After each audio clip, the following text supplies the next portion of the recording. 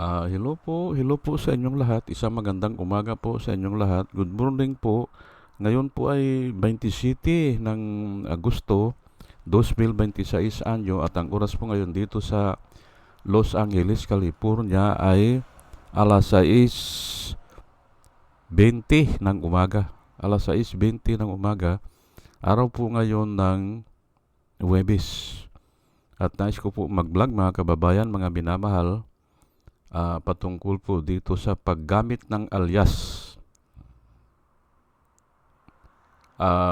Sang-ayon kay Robin Padilla. Yan po ang title ko. Alias o tinatawag natin kung minsan ay pseudonym o kaya ay sa akin pag binasa ko ito ay pseudonym. Pseudonym. Greek word ata ito eh.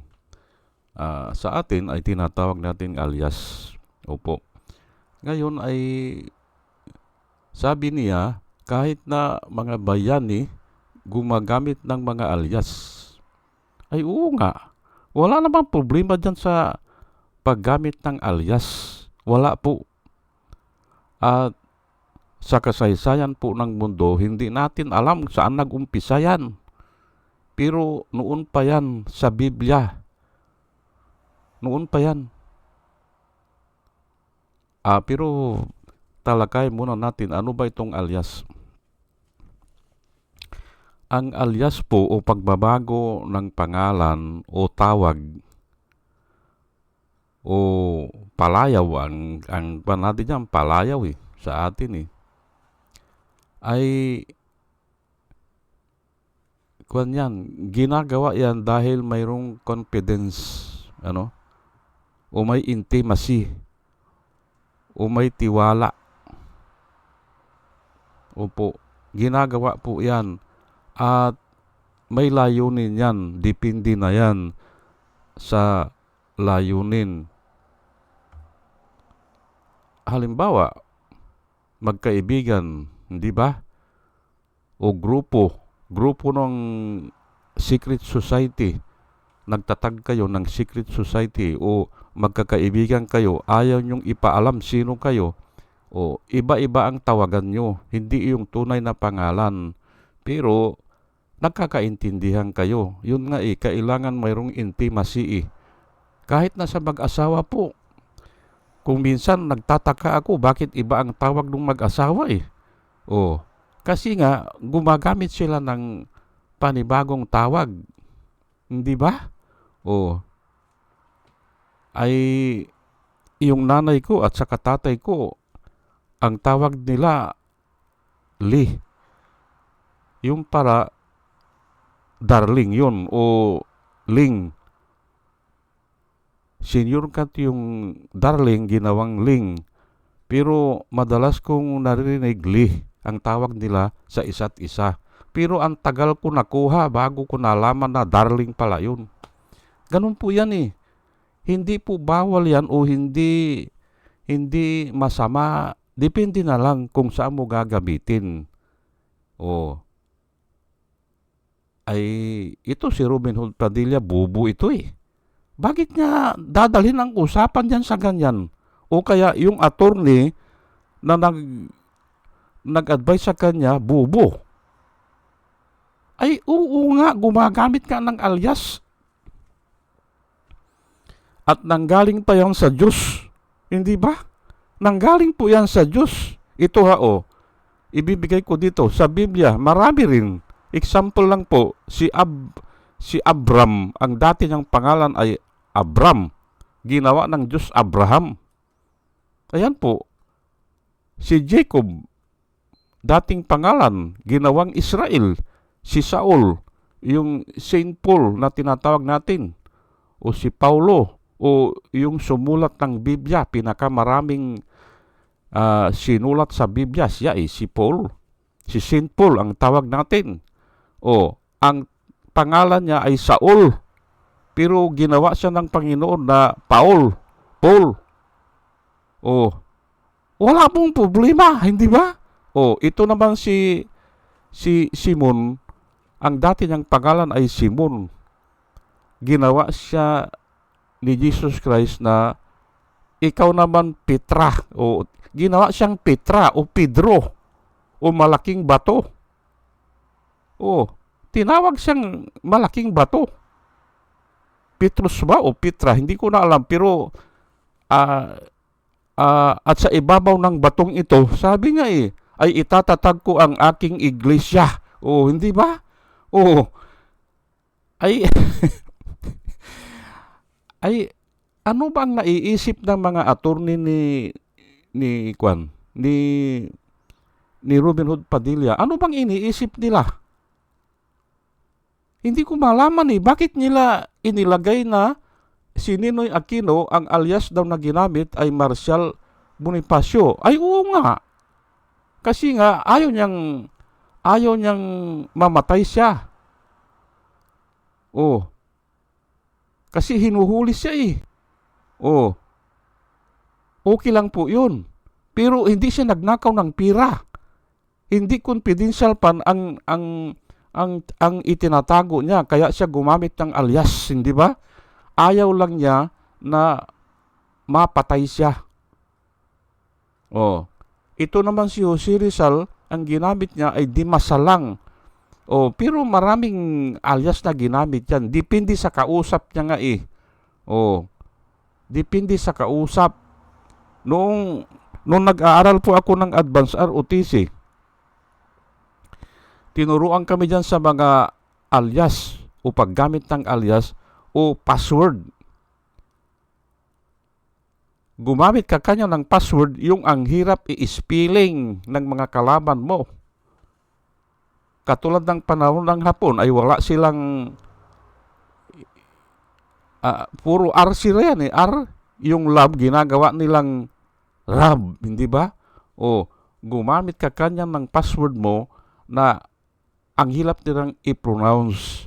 Yun. At yun nga, yung paggamit ng password,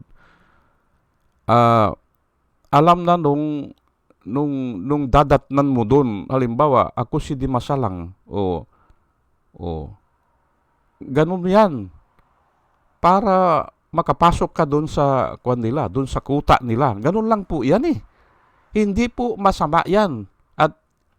Sinabi ko na nga ay ang Panginoon ay binabago talaga ang pangalan kung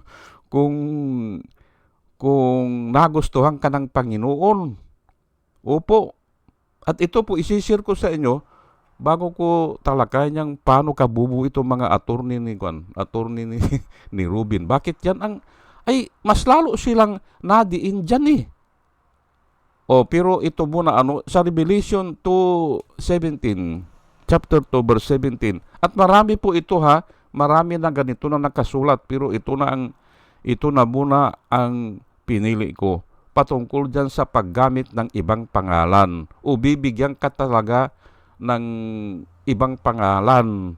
Opo, ay si Pacquiao nga Kung tawagin siya noon ay Mexican assassin, hindi ba? Ay marami namang assassin na tinawag ang mga boksingero kasi pag napapatumba mo yung mga kalaban mo o napapatulog mo, ang tawag sa iyo assassin, hindi ba? Si Larry Holmes, hindi ba? Stone assassin. Ay ito naman si Pacquiao, tinawag ito na Mexican assassin. Ay tawag lang naman yun Ay kaya nga po depende nga po yan Hindi po masama yan. Ay kung yun ang pagkaintindi nila, kung malakas ka, hindi ba noon ang tawag lang si Juan Malakas ganun. Ay okay, ito na tayo sa Revelation chapter 2 verse 17. Ito po yung mga taong ligtas. Opo. Na nakasampa ng langit o umabot na sa langit. Ito po yun kasi ang Revelation ay future po ito Anong mangyayari? Basahin ko lang po At sila ay binigyan ng puting bato. At nakasulat doon ang kanilang palangalan na sila lang ang nakakaalam. Ayan po hindi ba? Adi galing sa Diyos yan. Hindi ba? Binabago nga po ang pangalan eh. O, kahit na nga yung nakapasa ka ng engineering eh, o yung sa board ng engineering, ay ang itatawag na sa'yo, engineer eh. Hindi ba? Ayan po, hindi ba? Kung attorney naman, ay advocate, hindi ba? Attorney. Kung doktor, idinadagdag doon sa pangalan. Ayan po eh. Wala pong problema dyan. Ito po, no? Para basahin ko na bibigyan ng puting bato. At naandun, nakasulat yung mga pangalan ng mga taong ligtas. At sila lang ang nakakaintindi o sila lang ang nakakabasa. Anong pangalan nila doon sa langit? Oh, hindi ba? Ay saan nag-umpisa yan? Di sa Diyos. Binabago talaga ang pangalan. Pero nga, may purpose yan. At iba-iba ang purpose. Ito na, no? He who has an ear, let him hear what the Spirit says to the churches. Ayan po. Ay may mga tainga ba tayo? Ay mayroon po. Di makinig tayo, hindi ba? Ay sinabi po no? He who has ear, ay lahat naman ng tao may tainga, hindi ba? Kaya obligado tayong makinig. Let him hear what the Spirit says to the churches. Ito yung mga taong ligtas po eh. To him who overcomes, I will give some of the hidden manna to eat, and I will give him a white stone. Ayan po, white stone. Hindi ba? Yung napupulot natin siguro dyan sa ilog, ganun, white stone. And on the stone, a new name. Ayan po, new name, hindi ba? A new name written which no one knows except him who receives it. Ayan po, hindi ba? May alias ka dun sa langit. Bibigyan ka ng panibagong pangalan. At iyon na nga ang ginawa kay Abraham, panibagong pangalan hindi ba? Kay Pedro, panibagong pangalan, hindi ba? Ay siguro ay nagustuhan sila ng Panginoon. Ganun lang po yan eh. Kaya nga binabalikan ko with intimacy o with confidence o mayroon kayong gagawin o mayroon kayong lihim kung ano man yan ay bahala na kayo. Ay ngayon ay bakit hindi ipaniliwanag ni Robin Hood Padilla? Kaya nga tinatawag ko itong tanga o bubo eh. Bakit hindi niya pinaliwanag? Ano ang purpose ni Ninoy Aquino? Bakit niya pinalitan ang kanyang pangalan? Gumamit siya ng alias. At ano naman ang purpose nung Margris Pratos? Ano ang purpose nila? Ay magkaiba po eh. Mas lalong nadiin ngayon o mas lalong malinaw na ngayon, gumamit sila ng alias, paayaw nilang ipakita na winaldas nila ang pira. Ay mga tanga, hindi ba? Gumamit kayo ng alias, ay kayo pa ang nadiin. Kasi nga, ang mga tao ngayon, ay tama yung sinabi ni Bam Aquino. Ay sir, sabi niya, wala namang confidential si Ninoy Aquino noon eh. Gumamit siya ng alias, pero iba ang purpose. Walang confidential pan. Di mas lalong napahiya. Yung mga attorney, hindi ba? Mga attorney ng dipinsa. Hindi ba? Kung magturo kasi kayo, alalahanin nyo muna. Gumagamit daw ng alias. Ay oo nga eh. Hindi ba? Gumagamit talaga ng pangalan lang po yan eh. Ito nga ay ang dami pong Bible verse ay a virgin shall conceive and bear a son. Magkukonceive daw yung birhen at manganganak ng isang lalaki. At tatawagin siya, yung po nakasulat sa Isaiah, At tatawagin siya, adi parang alias yun. Hindi ba? Wonderful Counselor.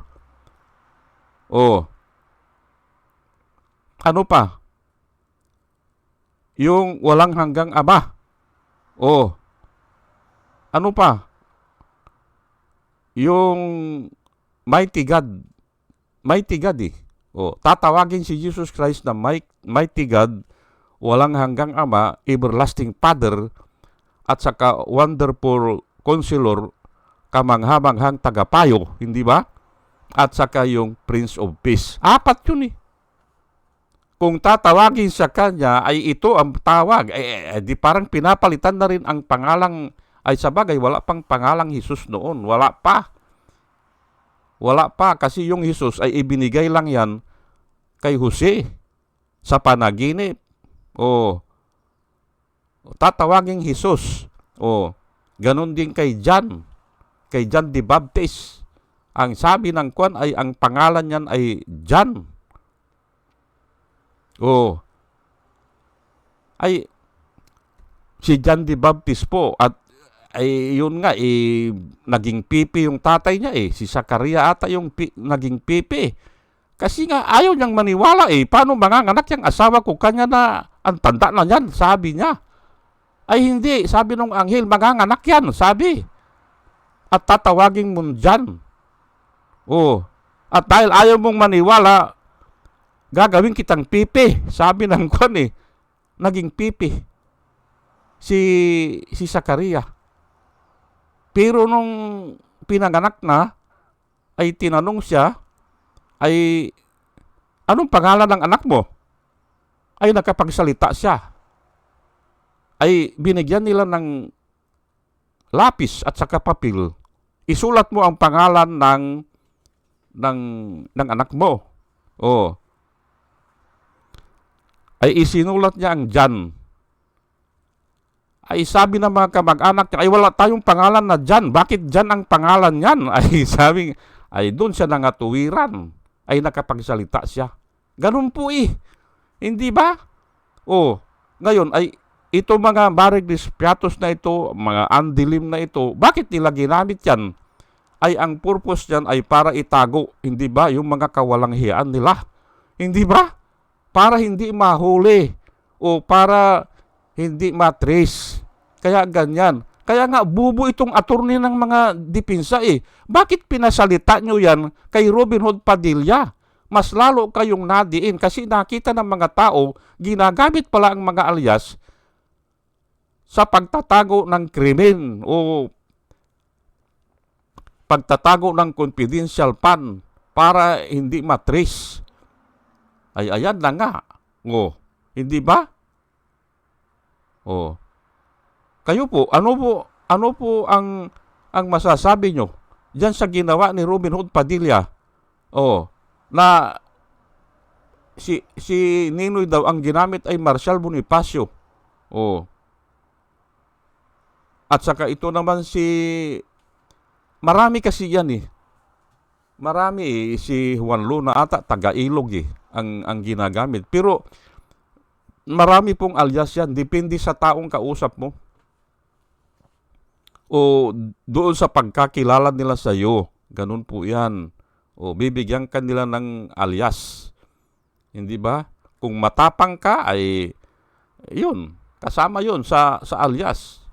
Kung matulungin ka o malakas ka, ayun Kasi ang mga pangalan noon ay doon lang nagbabasi Ay, aywan ko, hindi ba? Kayo po, ano sa palagay nyo? Mga bubo ba talaga itong mga attorney na dumidipinsa kay Sarah? Bakit nyo pinasalita ng ganyan si Ruben? Ha? Ay ako po, nung narinig ko yan, alam ko nang sasabihin ko ang Diyos po ay nakarecord, pinapalitan talaga ang pangalan ng mga tao pag na-born again. At ayan nga, ibinigay ko na sa inyo ang Kwan, pero hindi lang yan, napakaraming ganyan na binigyan sila ng puting bato, hindi ba? At doon sa puting bato ay nakasulat doon ang pangalan na sila lang nakakaintindi. It is him yung naka-receive at saka between God. Kaya nga kako confidential yan Yang alias parang sa mag-asawa, hindi ba? May tawagan sila na kung minsan sila nakakaintindi. Hindi ba? O, ay ngayon, ay tanungin natin, kung halimbawa tanungin natin si Mary Grace Piatos, bakit mo ay wala kasi nga tinatago nila ang kayamanan, hindi ba? Nasa kanila pa rin ang kayamanan eh. O, hindi ba? Kung baga sa kwan ay ikinumpara ni Robin, ano ang kaibahan ng apple at saka orange? Ayan po, orange at saka apple, magkaiba po yan. O, ay doon nga sa gamit. Doon sa gamit, o yung purpose, ano ba ang purpose? Bakit gumamit ng ganong pangalan? Hindi ba? O, yung kay Sara Duterte, gumamit ng ganong pangalan, dinisburse kunyari, yung confidential fund sa ganitong mga tao na mga alias. O, adi tinatago nila ang kanilang kalukuhan, hindi ba? Yun naman kay Ninoy Aquino ay ayaw niyang mamatay. O, kaya hindi niya ginamit ang kanyang tunay na pangalan. Ayan po eh. Hindi ba? Napakakwan po yan.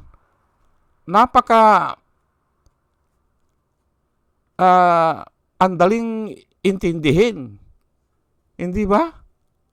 O, alam mo napapatayin ka ay bakit sasabi mo pa ang tunay mong pangalan ay di ba? Siyempre, magkuwang ka, magkumuplods ka o mag-alias ka. Hindi ba? Natural lang yan sa tao. Self-preservation. O, alangan naman na may gustong pumatay sa iyo, hinahanap ka na, ikaw ba ito? Sabi niya, ako yan. Di ba mariling ka na lang, hindi ba? Hindi ba? Hindi ba? Kayo po, mga kababayan, anong masasabi nyo dito sa mga pinaggagawa ni Robin? At yun nga pala, yung isang nag-testify doon, yung si Juan, ano ba yung pangalan doon? Si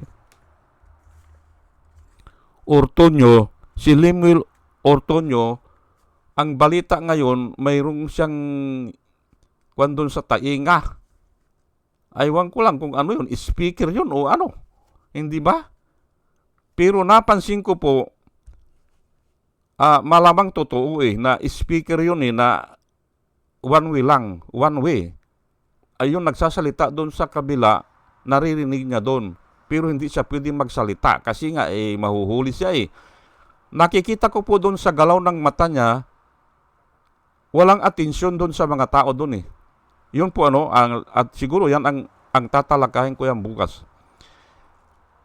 Mapapansin mo, doon sa galaw niya, mabagal siyang magsalita, mabagal siyang sumagot, at yung galaw niya, hindi nakapokus doon sa tao na nagtatanong. Yun ang napansin ko. Siguro, ay ang atensyon niya naandun sa speaker. Ayan po, huling-huli yan. Pero titingnan ko muna ng maigi. Pero yun ang una kong napansin. Hindi ba? Ay mas lalo na ito si Robin Hood Padilla kaya nga kako, ano ba itong mga kwan na ito, mga attorney ni Sara? Ha? Bakit ipapasalita nyo yung ganun? Hindi ba? Sige po, hanggang dito na lang po, hanggang dito na lang, at sana ay may natutunan tayo patungkol dyan sa paggamit ng pseudonym, hindi ba? Yung mga bata ngayon, alam yan yung mga pseudonym, alam yan doon ko nga nalaman dyan sa estudyante ko Kasi ang alam ko, pseudonym. Ay sila, pseudonym, ay mga estudyante ko. Mga pseudonym yan, sir, sabi nila nung kasi may mga estudyante ako na mga gumagamit na sila ng pseudonym. Pero sila lang ang nakakaintindi. May mga pala sila, mga samahan. Ano ba kako ito? Sabi ko, mga pseudonym namin yan, sir. Ayun. Di ba? At hanggang dito na lang po at dalayan ko po sa Panginoon bago po ako mag-umpisa ay sana sa ating pakikinig ay magkaroon tayo ng wisdom na nanggagaling sa Kanya. At salamat po sa inyong pakikinig. Salamat po. Salamat po ng marami.